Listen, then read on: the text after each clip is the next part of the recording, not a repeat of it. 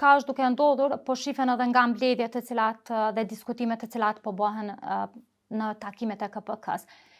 Unë me 1 nëntor kam fituar kundër kandidates time. Pastaj procesi ka qenë obligim i Këshillit Prokurorial që të bëj certifikimin brenda 7 ditësh, brenda afatit prej 7 ditësh. Është refuzuar ankesa e kundër kandidatës, por certifikimi nuk ka ndodhur. Unë kam bërë kërkesën të vazhdueshme në Këshillin Prokurorial. Në përbërjen e kaluar kam kërkuar që të bëhet brenda afatit ligjor certifikimi im, por një gjë e tillë nuk ka ndodhur. Pastaj, duke parë në datën 13 nëntor, kur ka qenë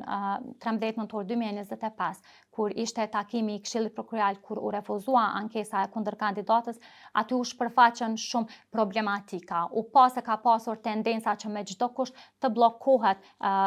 certifikimi im, sepse edhe nga vetë trajtimi i ankesës së kundër kandidatës, nga vetë qasja e fatkeqësisht ish kryesuesit dhe disa prokurorëve antar të Këshillit Prokurorial, pra të përbërjes së kaluar, u pa që me çdo kusht ata dëshirojnë që procesi të mos vazhdoj tutje.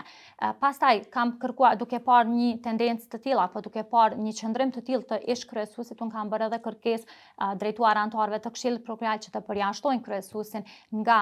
procesi kur diskutohet certifikimi, por edhe kjo nuk ka ndodhur. Pastaj kam duke parë se me mbledhjen e 1 dhjetori 2025 në mënyrë të kundërligjshme Këshilli Prokurorial me 5 antar, pa pasur kvorum, vendosi të mos e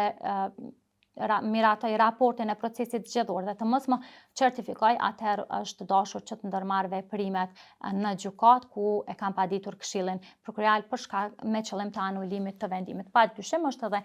masa e sigurisë, e cila veç është caktuar nga gjykata themelore në Prishtinë. Në fakt kam pritur që pasi të kaloj kjo përbërje, pra dhe të vi përbërja e re në Këshillin Prokurorial me këta 5 antarë të cilët janë, kam pritur që do të ketë një reflektim nga ana e Këshillit dhe do të ftohem për certifikim. Madje unë kam parashtruar edhe një kërkesë direkt tek ushtruesi i detyrës së kryeprokurorit të shtetit dhe gjithashtu tek antarët e Këshillit Prokurorial që të më ftojnë dhe të bëhet certifikimi im, sepse certifikimi është thjesht një akt formal. Ky është i njohur edhe me vendimet të gjykatave evropiane, ligji e përcakton, kështu që është vetëm një akt formal me momentin e refuzimit të ankesës së kundër kandidatës, por prapse kjo nuk ndodhi. Dhe për mua është e habitshme se pse vazhdon të jetë kjo qasje e Këshillit Prokurorial të kaluar përkatësisht disa antarëve të Këshillit Prokurorial, pa i vendosur të gjithë në një grup, sepse disa të tjerë kanë përfunduar mandatin dhe nuk dua t'i përfshi në të njëjtin grup. Kontestimet në gjykatë, kush çfarë ka bërë, çfarë procesesh janë duke u zhvilluar përveç këtij procesi, pra të cilin thatë ju që keni ushtruar pa di? Po, përpos procesit tim, aktualisht është duke u zhvilluar edhe procesi në Gjykatën Supreme të Kosovës, ku atje është një medium, siç e përmenda më herët, një medium ka paditur Këshillin Prokurorial të Kosovës duke kërkuar anulimin e rregullorës, shfuqizimin e rregullorës me të cilën është bërë edhe përzgjedhja ime si antare, pra rregulloria për zgjedhjen e antarit të Këshillit Prokurorial, madje ka qenë edhe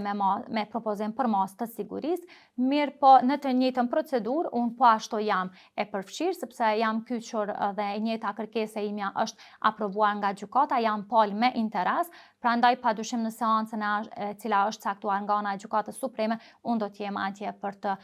dhënë të gjitha kundërshtimet e mia ndaj padisë të cilën e ka parashtruar mediumi i caktuar. Në anën tjetër është padia të cilën e përmenda, pra direkt e imja kundër Këshillit Prokurorial me qëllim të anulimit të vendimit të datës 1 dhjetor 2025, veç se masa e sigurisht është caktuar. Ndërkaq vendimet besoj që kanë qenë të njohura edhe për publikun, sa i përket procesit zgjedhor, ka qenë edhe procesi në Gjykatën Supreme i kundër kandidatës, e cila ka kërkuar që t'i anulohet vendimi me cilin ishte refuzuar ankesa, mirë po një gjë e tillë është hedhur e palejueshme, domethënë një ankesë e tillë është hedhur e palejueshme nga ana e Gjykatës Supreme, ndërkaq së fundi edhe në media është bërë publike që ka qenë është hedhur edhe revizionit të cilin kundër kandidatja e ka parashtruar ndaj vendimit të Gjykatës Supreme për shkak të hedhjes poshtë ankesës së saj në Gjykatë Supreme. Pra këto janë procese të cilat veç se janë duke ndodhur në para gjykatave të vendit.